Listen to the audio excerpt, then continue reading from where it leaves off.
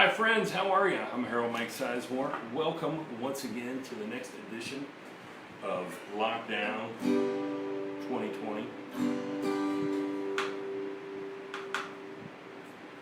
Hopefully I tuned this thing right. You never know. I tell people all the time, there it is. Friends, sometimes you can't play a show without a tasty snark. The snark tuner, which seems to make life a little bit easier. So how we doing? I want to thank all the fine folks yesterday who came on and liked the show. Hopefully you'll be entertained by today's program as well. Today's program, we're going to do some nonsense along with everything else. So first off, though, I do want to hawk my stuff because everybody hawks their stuff when they come on this thing. You notice I'm not putting a PayPal, I'm not putting a Venmo. Save that money and give it to your favorite musicians right now who are struggling, those road-worthy musicians.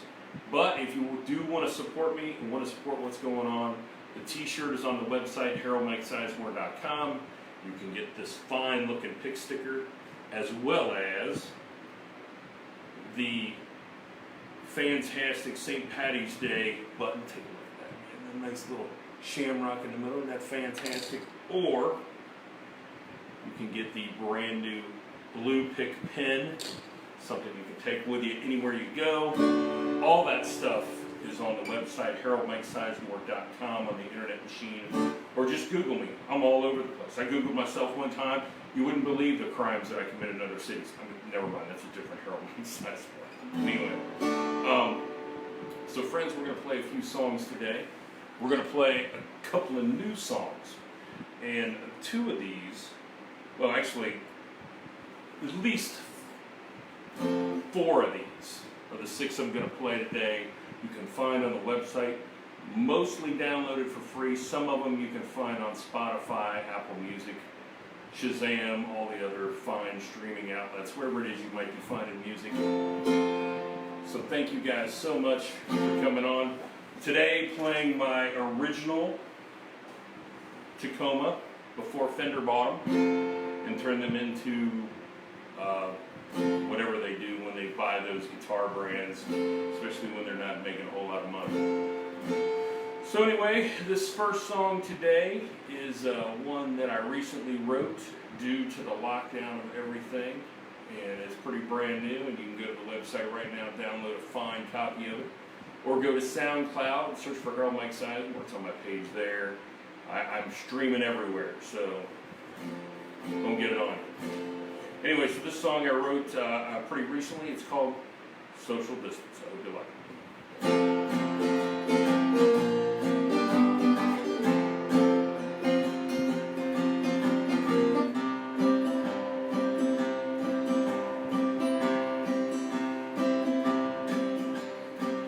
It's only been a weekend since they shut the world down, but this cabin fever has already hit town. You know that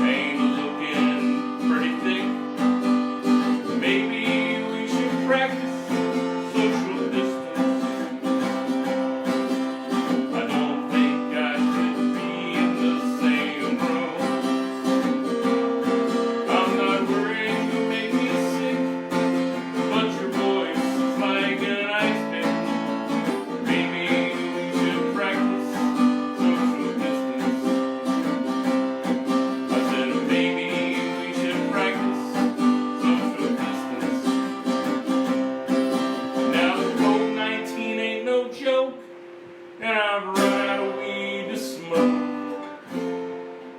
Maybe we should practice social distance. Maybe we should practice social distance. I don't think I should be in the same room. I'm not worried you'll make me sick, but your voice is like an ice pick. Maybe we should practice social distance. I said maybe we should practice social distance.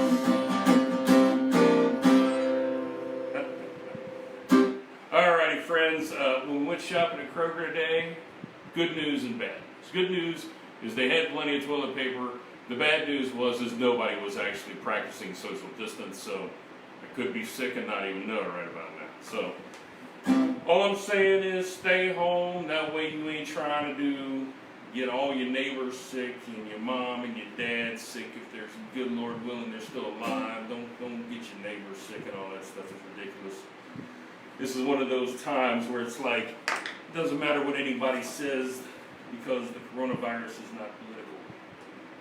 So if you're feeling that feeling when you ain't feeling real well, I suggest you stay in the house. Get lots of vitamin C, take good care of yourself. Ain't no sense in trying to get out there and get yourself sick for no particular reason. I want to thank all the folks who have joined us here. Thank you guys so much for hopping on here, Facebook Live. Like I said, you can go to haroldmikesizemore.com on the internet machine and actually, you can actually buy wares.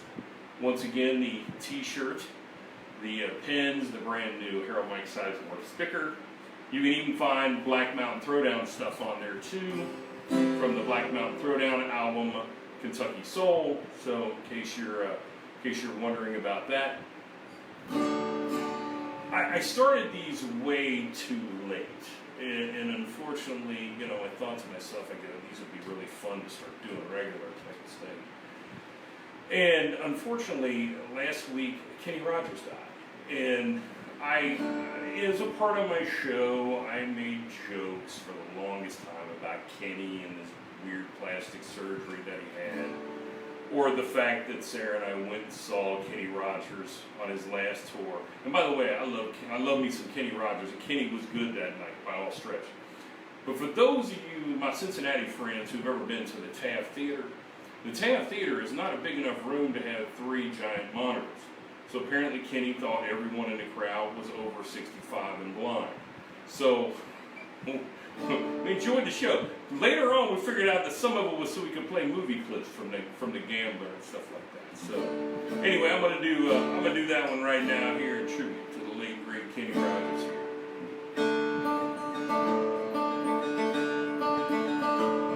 On a warm summer's eve, on a train bound to nowhere, met up with a gambler, we were both too tired to sleep, so we took turns to stare out the window at the darkness, told him over to us.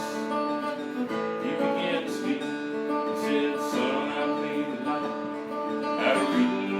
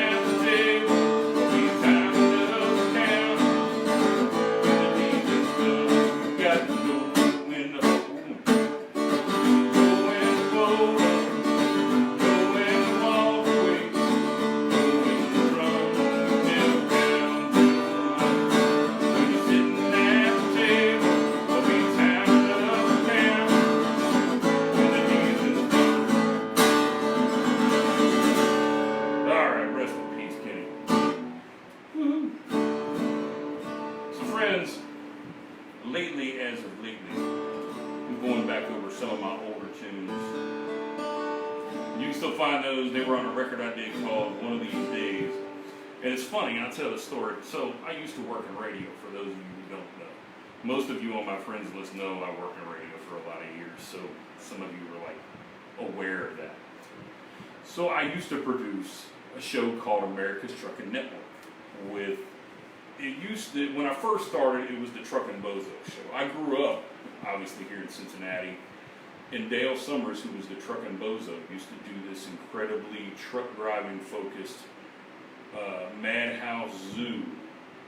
He used to do the show overnight from like midnight to 5 a.m. type of thing. So if I ever worked overnights or something like that, I was coming back for a gig or something, I'd probably turn on the Bozo just to hear truck drivers complain about something, and maybe he'd play a couple country tunes. Matter of fact, it's weird. The one big remembrance I have of the Truck and Bozo show was the tribute he did to Waylon Jennings when Waylon Jennings passed away years ago. So anyway, so what was odd is that I got tapped to produce the show at 30. And Bozo's son Steve had taken over by then. So I did about 3 years on the show from like 05 to 08. And during this period, I decided, because they had played some of the songs from what would eventually become One of These Days on the radio show, I got this bright idea. I'm going to sell truck drivers some merchandise. So they let me put these CDs together. So I recorded all the CDs at home, mixed them, mastered them, did all the things. Did what I normally do for most CDs. I self-produce all of this stuff. And so I released this thing, and I sold it to truck drivers at this truck show. And for those of you who are truck drivers who are on my friends list, you probably were at that Louisville Mid-American Trucking show that I did this at, because I signed a bunch of CDs that year and sold a bunch of them off. And so through the friends that I had made in the truck driving community, these guys that would call me every night, I used to stay doing the Truck and Bozo / America's Trucking Network show with Steve Summers. It was like being on the road with the Grateful Dead. I mean, literally, these people would follow. If Steve told them to get out of their truck and just turn the thing off and leave it in the middle of the road for a little bit, there's a few that would have actually done that. I would go on the show as sort of like a weird, ridiculous sidekick. I actually would go on and do dumb stories about things like, accidentally walking into the wrong restroom at one of these places that I had gone and ate dinner at one night. And it was funny, it was a joke that I had told this ridiculous story about how nice the women's restroom was at this particular establishment. I know some of you are thinking, what is wrong with you? Trust me, I haven't figured it out yet either. So anyway, in this particular, what happened in this particular moment was, we had played a couple of my songs on the weekend show with Bubba Bo. And for those of you who are from Cincinnati know that Bubba Bo was on the old B105 years and years ago. I had known Bubba from working in radio years before at the old 1165. And so it was funny that, I reconnected with Bo at that time, and so he said, hey, I'm going to play a couple of your songs on the show. And so he played a couple of my songs. They're like, oh, we love this. We love this. Why aren't you recording this? So I decided I was going to do this record. Sold them at the Mid-America Trucking Show. And it was funny because people had heard these songs and they were like really into it. So later on, I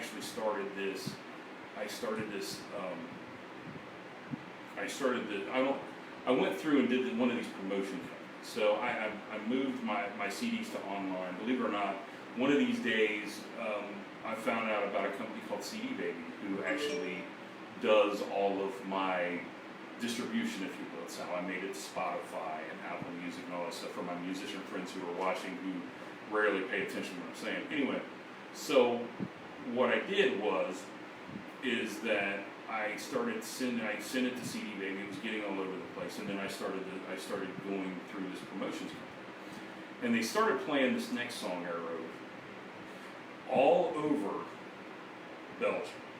So I started this story. It's a ridiculous story where I tell people how I was big in Belgium. They love me over there. I'm like the David Hasselhoff of Belgium.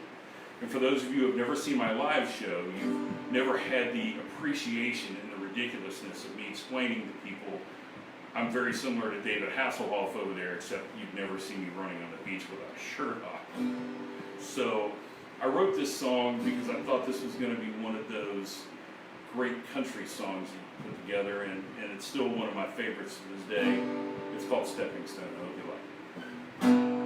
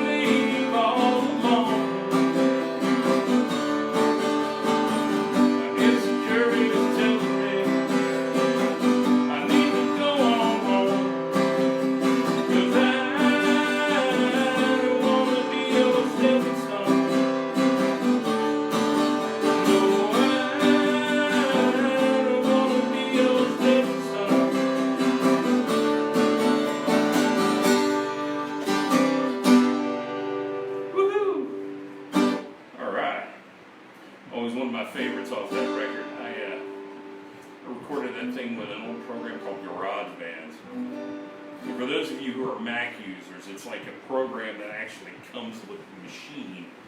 And so I didn't, Sarah had gotten this newfangled iMac years ago. It wasn't even an iMac, it was an eMac. That's how old it was.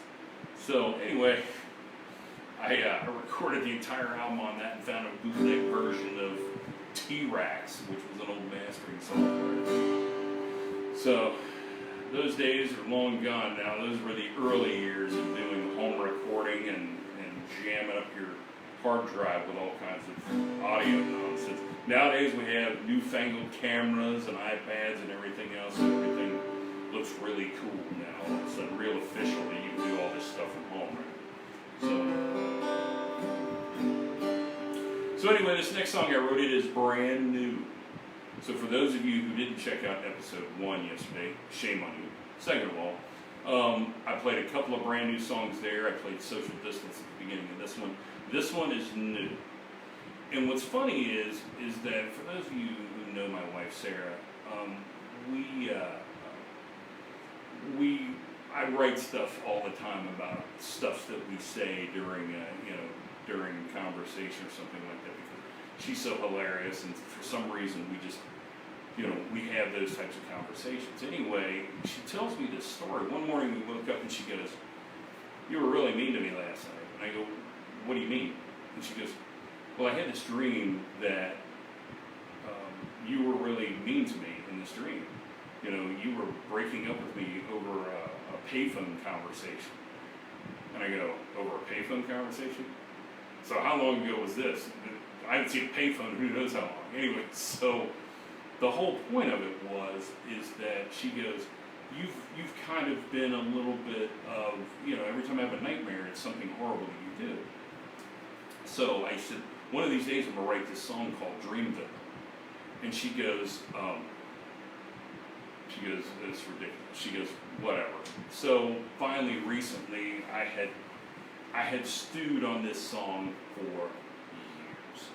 I mean, we had that conversation in probably 2015, something like that. And so I decided that I was going to finally sit down and write Dreamville.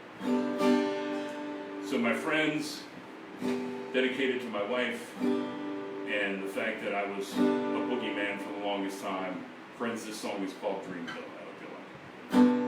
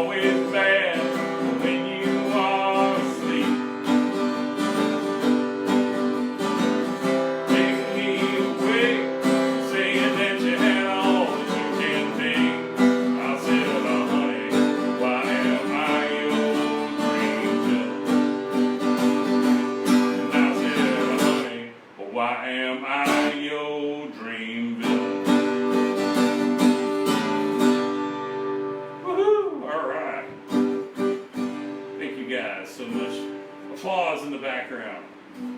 By the way, I want to say hello to some folks that are online today. Jack Van Black, hello to you, my friend. Thanks for joining us again today. Amy, good to see you on there. Good to see you. I saw Sarah on there a little bit ago. Saw my good friend Tim Cotell. For those of you who have never seen the rock and roll band that Tim and I do called Black Mountain Throwdown, my friends, you are missing out. Because it's a rock and roll fiasco, for lack of a better way to put it. We go in there and we have done some rock and roll shows, and I gotta be honest with you, I think that if somebody had given us gasoline, we could have started a fire without a match. That's how good we were in a couple spots. So friends, I have been debating releasing this next song because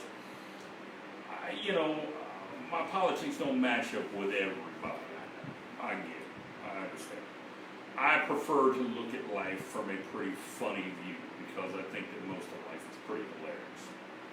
And so I wrote this next song shortly after the current administration made the White House. And I wrote it because I couldn't help it. I was watching the 24-hour news cycle, which, my friends, if you're not putting down the 24-hour news cycle, we could probably get to you at this point, especially now, since we're all trapped in the house together wondering when the apocalypse is officially going to end. So I wrote this song a couple of years ago, and I now have it released on the website. It is called Alternative Facts. I really hope you take it as a joke because it's pretty funny, actually, to be honest with you, if I do say so myself. I wrote this song, and I'm going to dedicate it to all of my friends who still believe we're going to open up this place again by Easter.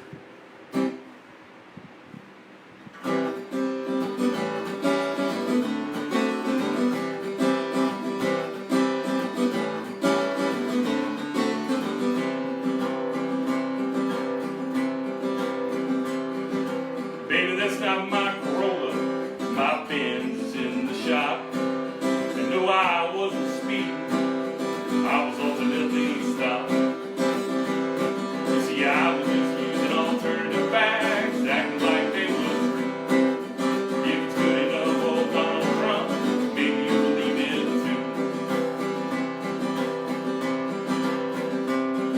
too. And no, I did not rob that liquor store, they gave me all their cash. And I did not punch that Nazi, he ran into my fist real fast. You see, I was just using alternative facts, acting like they was true. If it's good enough for Donald Trump, maybe you believe it too. Please don't believe your eyes, or believe when you read too. I left my wallet at home, how about you buy the next brew? I was just using alternative facts, acting like they was true. If it's good enough for Donald Trump, maybe you'll believe it too. I was just using alternative facts, acting like they was true. If it's good enough for Donald Trump, maybe you'll believe it too.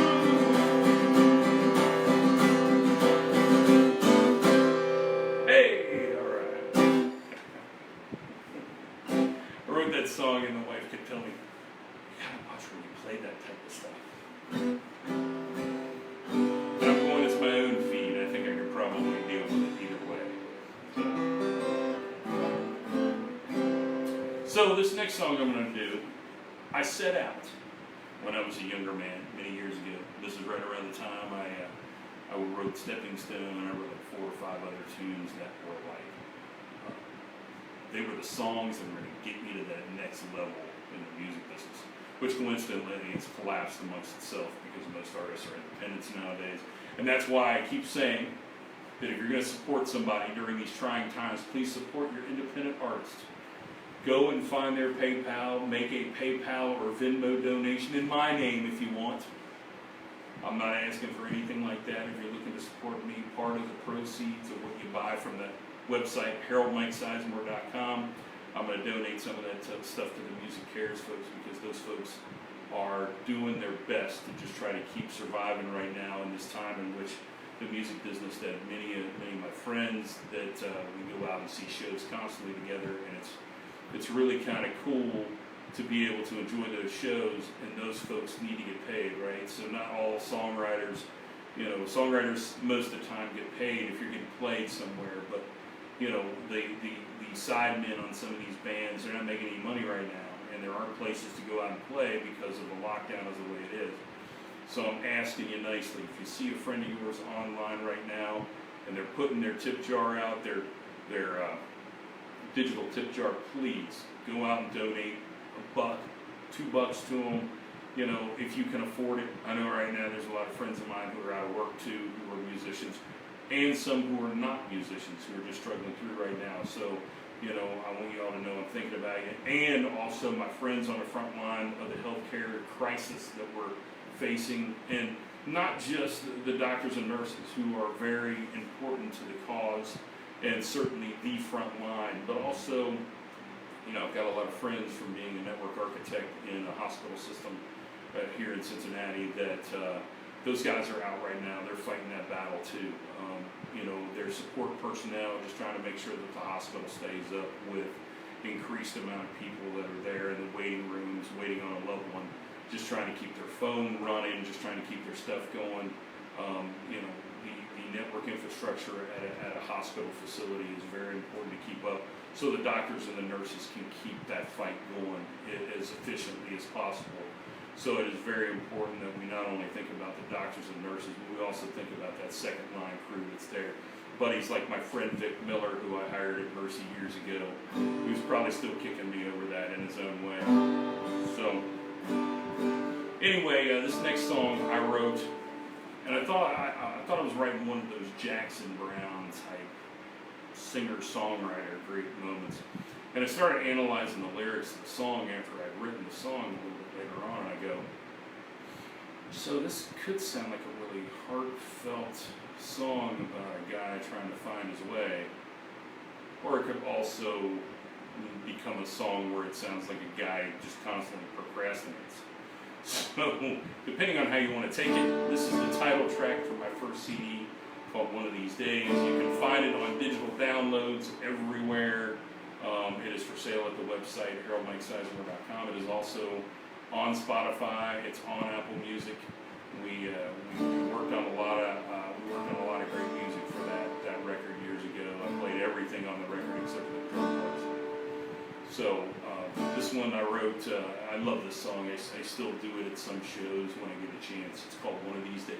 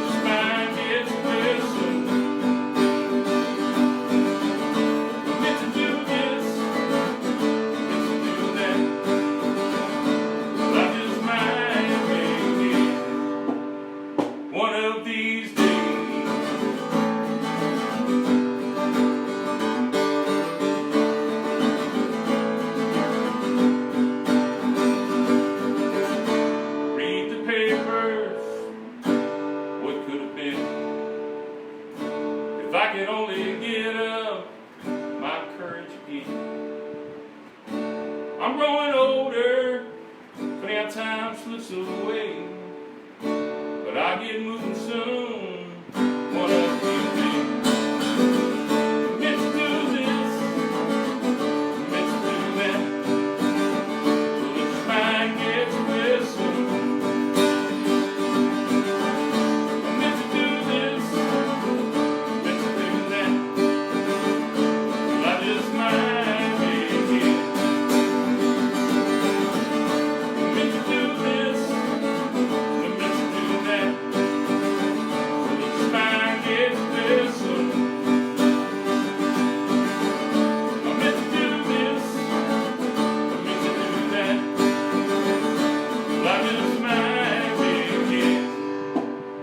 one of these days.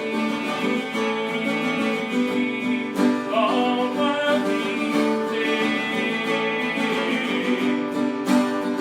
One of these days.